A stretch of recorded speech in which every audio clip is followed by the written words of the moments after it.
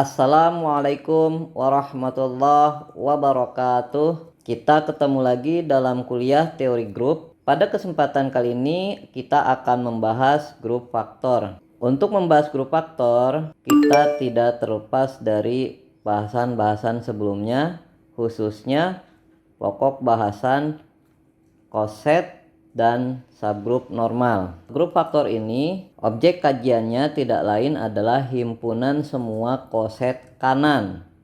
Ingat, jadi himpunan koset kanan ya. Kenapa? Karena himpunan tersebut ketika kita definisikan operasi di dalamnya, yaitu operasi koset, nantinya akan membentuk suatu grup yang kemudian grup itu akan kita katakan sebagai grup faktor ya.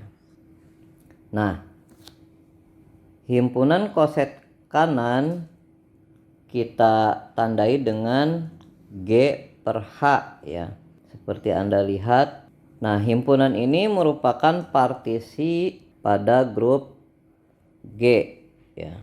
Anda sudah Bapak perkenalkan apa itu partisi ya, waktu kita kuliah di teori himpunan. Jadi partisi itu tidak lain adalah koleksi himpunan ya, koleksi himpunan dari sembarang koleksi himpunan yang isinya adalah sub-sub himpunan atau himpunan bagian sejati, sub himpunan sejati yang gabungannya sama dengan himpunannya dan irisannya adalah himpunan hampa, atau antar sub himpunannya tidak saling beririsan ya, saling lepas. Nah, di sini berarti antar koset itu saling lepas ya. Artinya ketika ada koset yang beririsan, maka kedua koset tersebut sama. Itu bahasa lainnya. Seperti yang Bapak utarakan di awal, untuk membentuk grup faktor pertama kita butuh himpunannya, ya tadi himpunan semua koset. Lalu kita sekarang definisikan operasinya, yaitu operasi koset. Di operasi koset ini operasi yang akan kita berikan pada himpunan koset kanan. Nah, operasi koset pada himpunan semua koset kanan ini kita definisikan seperti Anda lihat ya. Nah, seperti itu. Jadi di sini koset kanan yang memuat A dioperasikan dengan koset kanan yang memuat B. Ini adalah koset kanan yang memuat AB ya, seperti itu. Ini untuk semua koset kanan yang memuat A dan memuat B pada himpunan semua koset kanan ya, pada grup G oleh H. Permasalahannya di sini adalah apakah definisi operasi koset tadi itu sudah memenuhi atau belum. Artinya apakah operasi yang operasi tadi itu terdefinisi dengan baik atau tidak ya. Agar operasi tadi terdefinisi dengan baik, maka tentunya ada dua hal yang harus dipenuhi.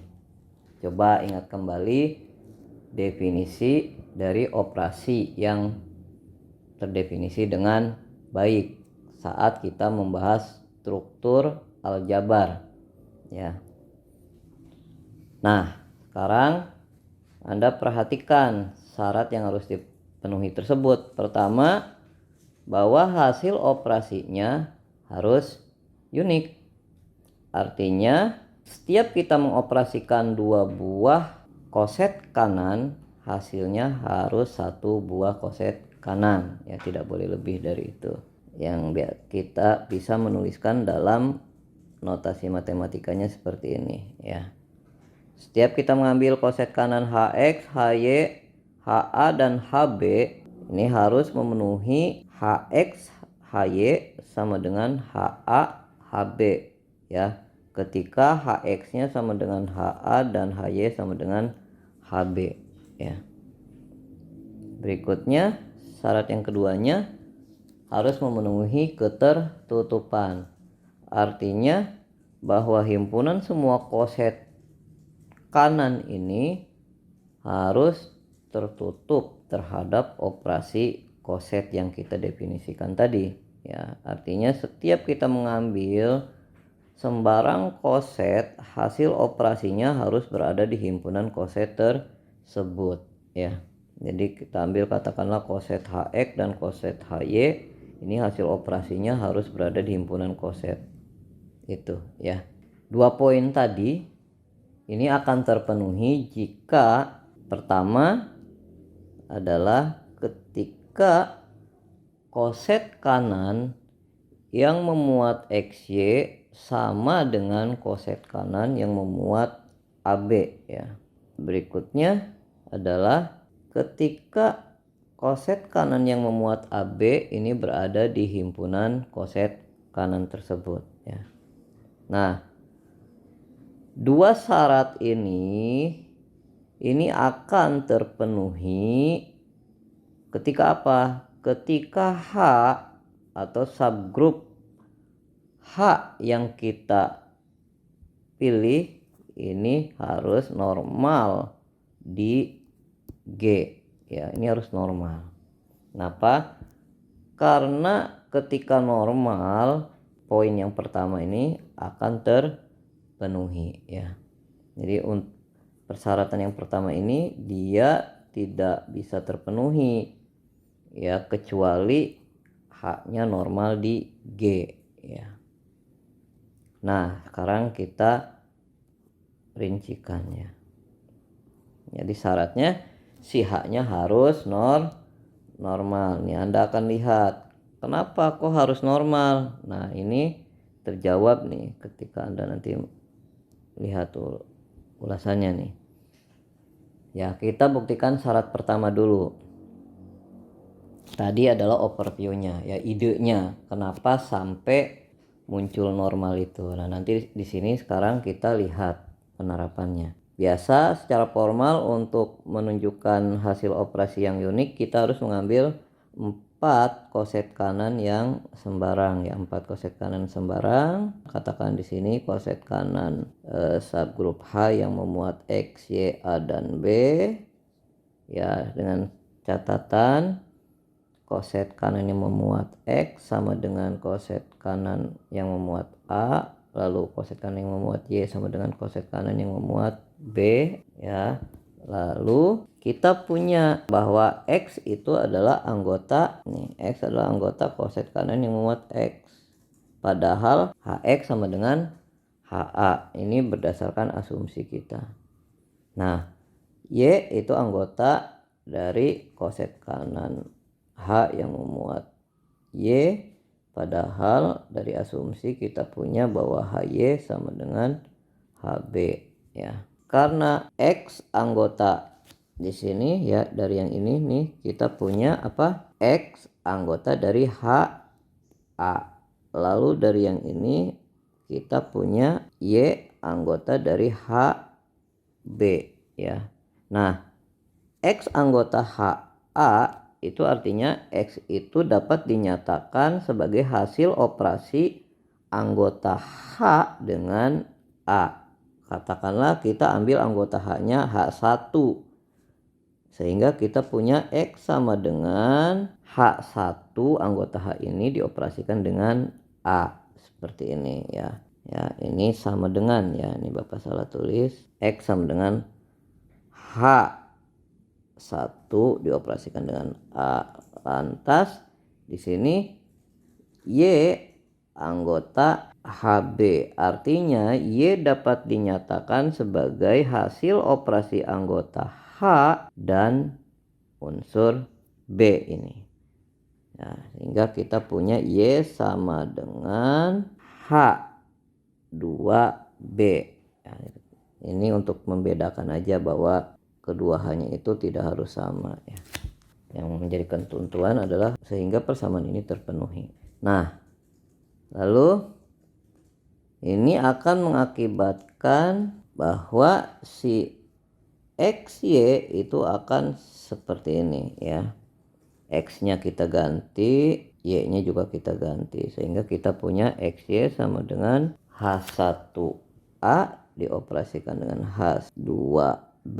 Sehingga kita punya H1 ya dioperasikan dengan AH2B ya. Ini terjadi karena sifat asosiatif. Kenapa? Karena semua anggotanya itu adalah anggota grup G ya.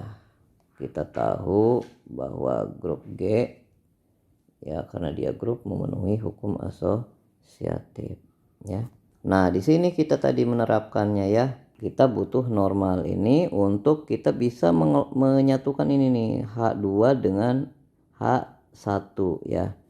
Di sini kita butuh normal ya, butuh normal. Sehingga nanti di sini AH2 A inverse sama dengan H3 anggota H ya. Kenapa? Karena di sini kita punya H-nya normal ya di situ. Itu ya maksud Bapak tadi. Kenapa harus normal? Karena di sini kita ingin menyatukan nih H1 dengan H2. Nah, jadi dari sini XY sama dengan H1. Nah, di sini tadi kan kita punya di sini AH2A inverse sama dengan H3. Nah, di sini berarti kita punya AH2 sama dengan H3A ya. Nah, di sini sifat ini kita gunakan. Nah, di sini karena kita punya XY sama dengan H1 H3AB. Nah, di sini kita ganti ya. H3-nya di sini menjadi apa ini? H3A. Oh, di sini bukan H. Ini H2 ya sama dengan H3 berarti AH2 sama dengan H3A ya. Nah, di sini kita jadi punya apa nih? Punya XY ini kita ulangi lagi kita dari yang ini ya. XY sama dengan H1 AH2 H1 mana AH2. Ini AH2 nih ya. H1 AH2. Tadi H1 AH2-nya nih yang ini AH2 sama dengan H3A ya. Jadi di sini AH2-nya yang ini nih AH2 ini sama dengan H3A. Jadi langsung kita ganti H3A ya. Yang ini langsung kita ganti. Jadi kita punya AH2-nya diganti dengan H3A ya. Kenapa? Karena tadi kita punya AH2A inverse sama dengan H3 sehingga kita punya AH2 sama dengan H3A ya. Yang ini ya AH2 diganti dengan nah ini ya. Seperti itu ya karena sama. Nah, lalu yang ini kita gunakan tadi dari sini menjadi yang ini, dari yang sini sekarang menjadi yang ini ya. Ini kita gunakan hukum asosiatif untuk mengumpulkan haknya nih. Di sini haknya ngumpul ya kan. Haknya ngumpul. Nah, AB-nya juga ngumpul. Sehingga kita punya ini kan XY anggota H3 anggota H1 H3AB ini kan sama aja dengan anggota dari HAB ya kan. Jadi kita punya dari sini adalah XY anggota dari HAB. Nah, XY anggota HAB ingat kembali sifat koset ya. Ketika kemarin kita udah membahas tentang sifat koset. Ketika kita punya XY anggota HAB berdasarkan sifat koset itu kita punya H XY sama dengan HAB. Kenapa? Karena antar koset itu tidak boleh beririsan. Ketika ada anggota lain berada di suatu koset ya menyebabkan kedua koset tersebut sama ya. Nah ini kita jadi punya HXY sama dengan HAB seperti ini ya. Lalu nah dari sini kita peroleh HX HY sama dengan HXY. Ini berdasarkan dari definisi koset tadi ya, definisi operasi koset.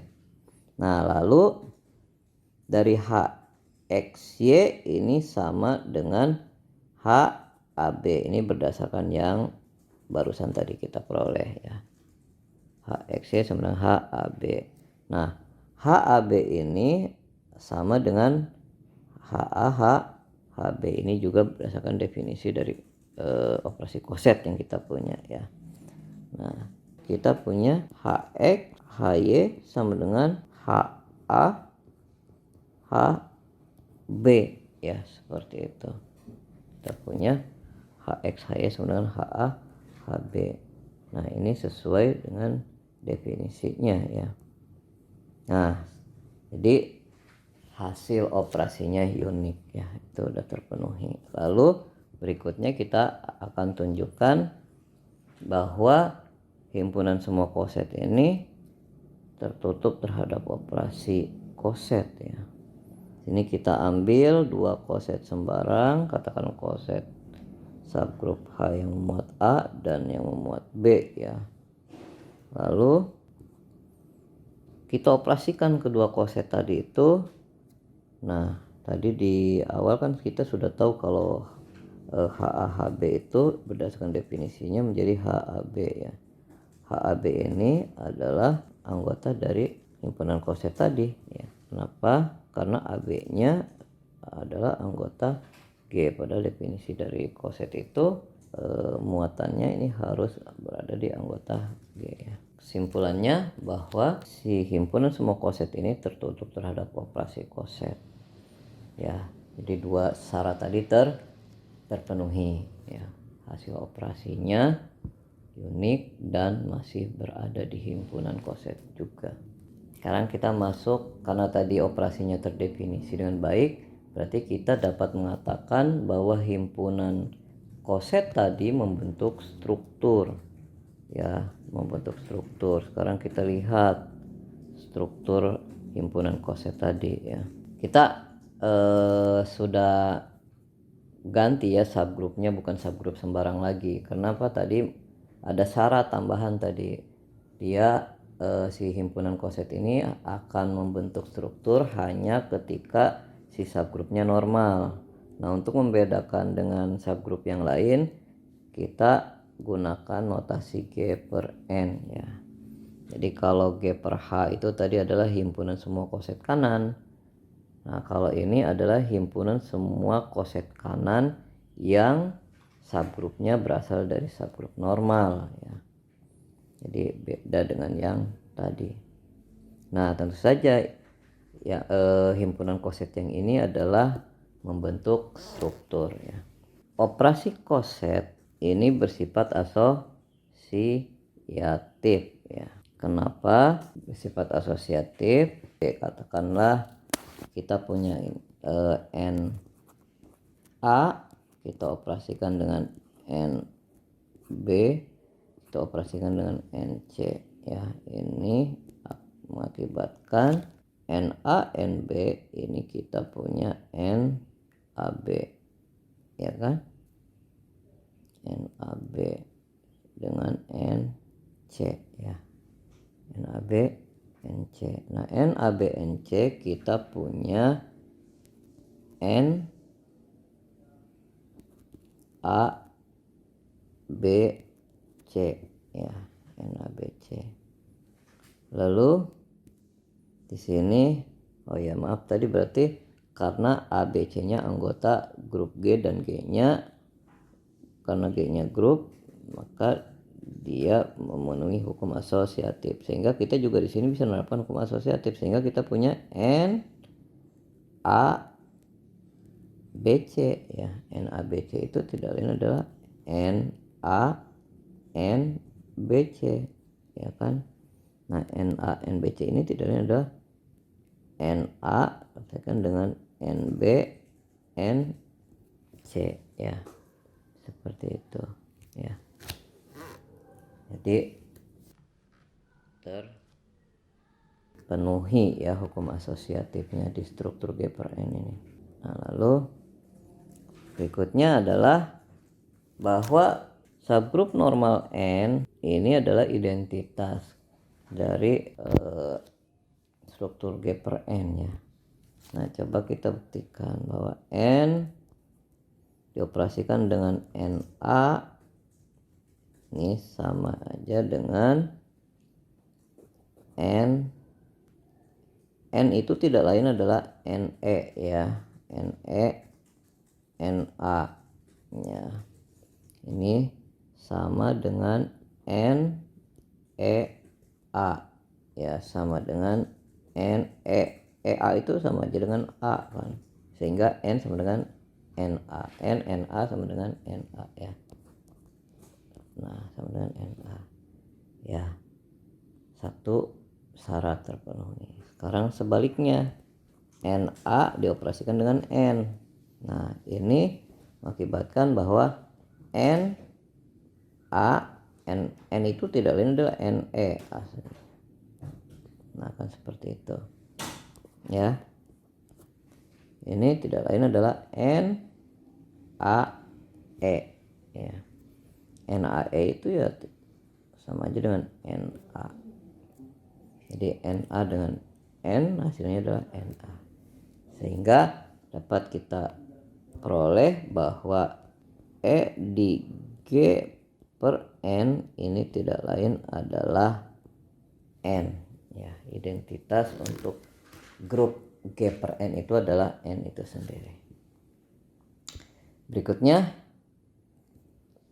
inverse koset kanan NA adalah NA inverse. Kita coba tunjukkan. Kita ambil sembarang anggota NA dan kita pilih NA inverse. Kita ingin menentukan apa sih inverse dari NA ya, inverse dari NA. Jawabannya adalah di sini calonnya yang ini. Coba kita cek.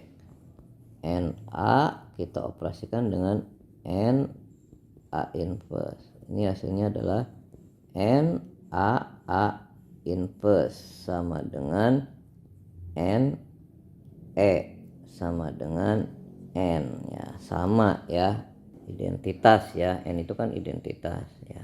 Nah, satu lagi tadi ini kan yang NA nya di kiri, sekarang kita tukar NA nya di kanan, menghasilkan identitas juga tidak ya. NA inverse dioperasikan dengan NA ini sama dengan NA inverse A sama dengan NE sama dengan N, sama ya. Jadi mau kiri kanan sama, hasilnya adalah N, itu identitas. N nya kan identitas. Nah, sehingga kesimpulannya bahwa inverse dari NA adalah NA inverse ya. Jadi inverse dari NA adalah NA inverse. Oke.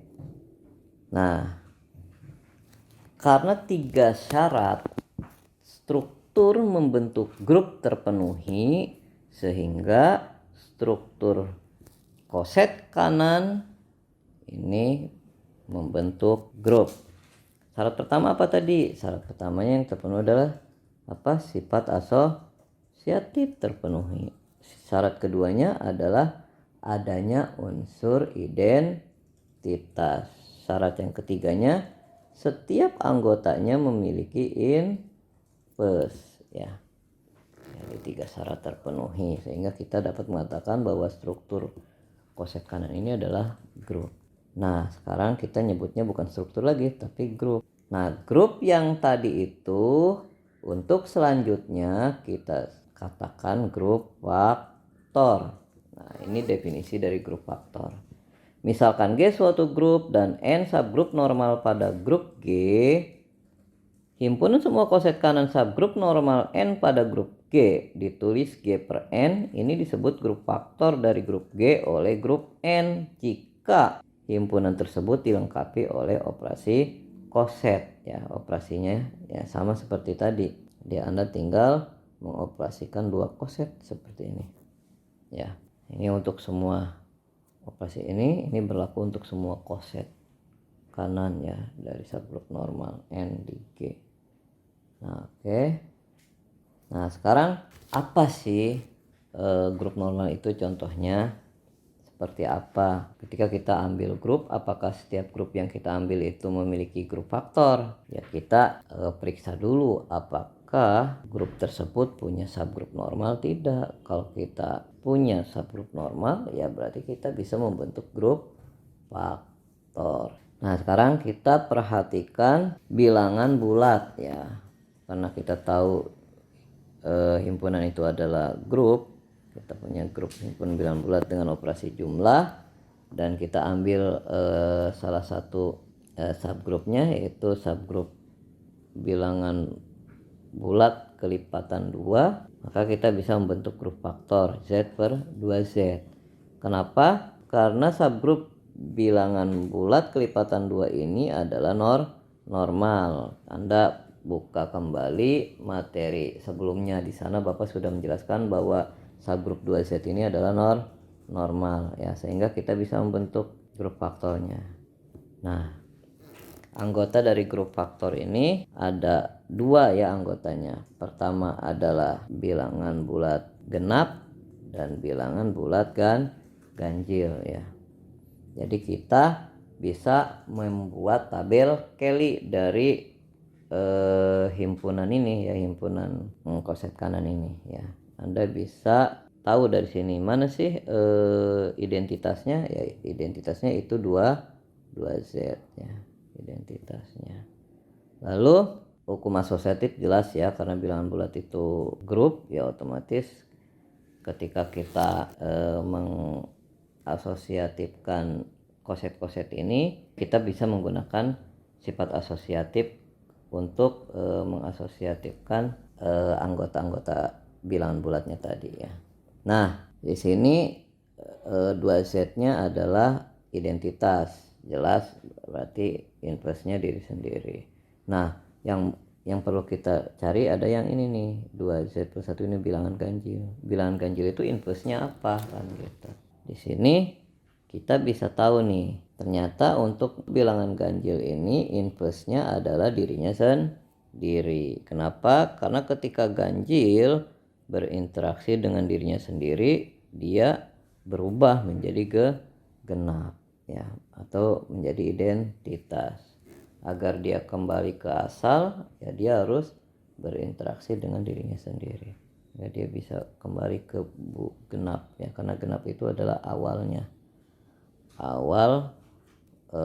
grup faktor ini. Jadi di sini kita tahu bahwa 2Z plus 1 ini inverse-nya sama dengan 2Z ya.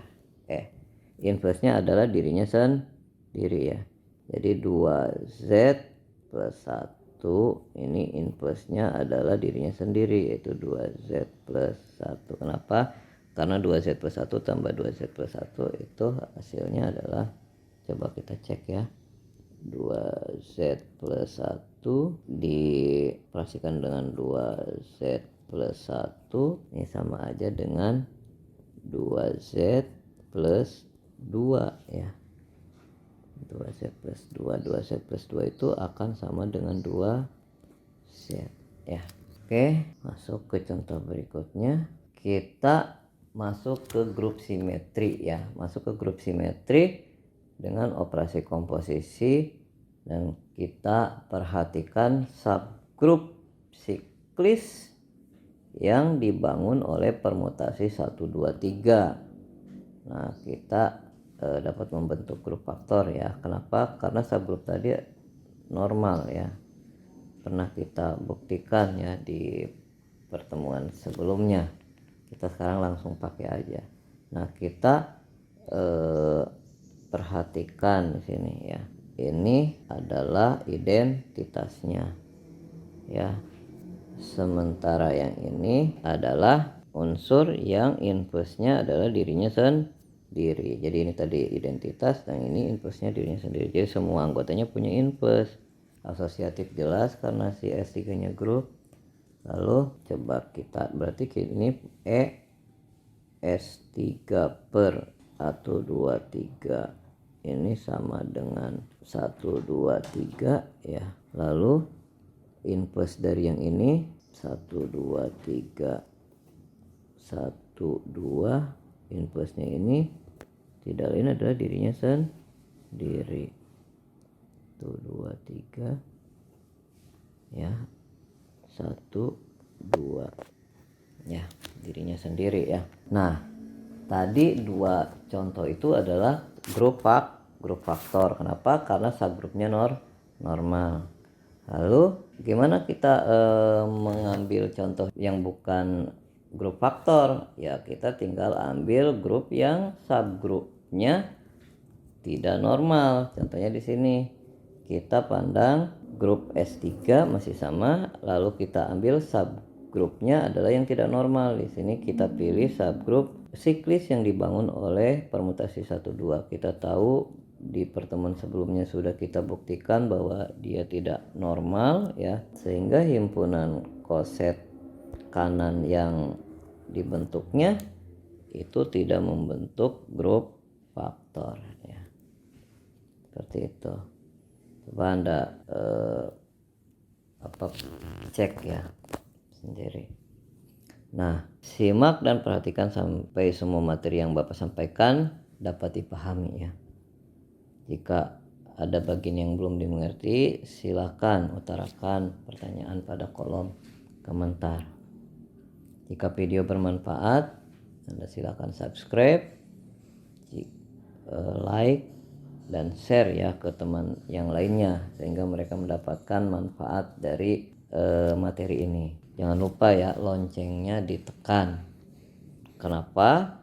Karena nanti Anda akan mendapatkan pemberitahuan jika ada video terbaru atau jika Bapak membalas pertanyaan Anda ya, sehingga Anda bisa melihat balasan Bapak itu. Itu yang bisa Bapak sampaikan pada pertemuan ini. Akhirul kalam, billahi taufiq wal hidayah. Wassalamualaikum warahmatullahi wabarakatuh.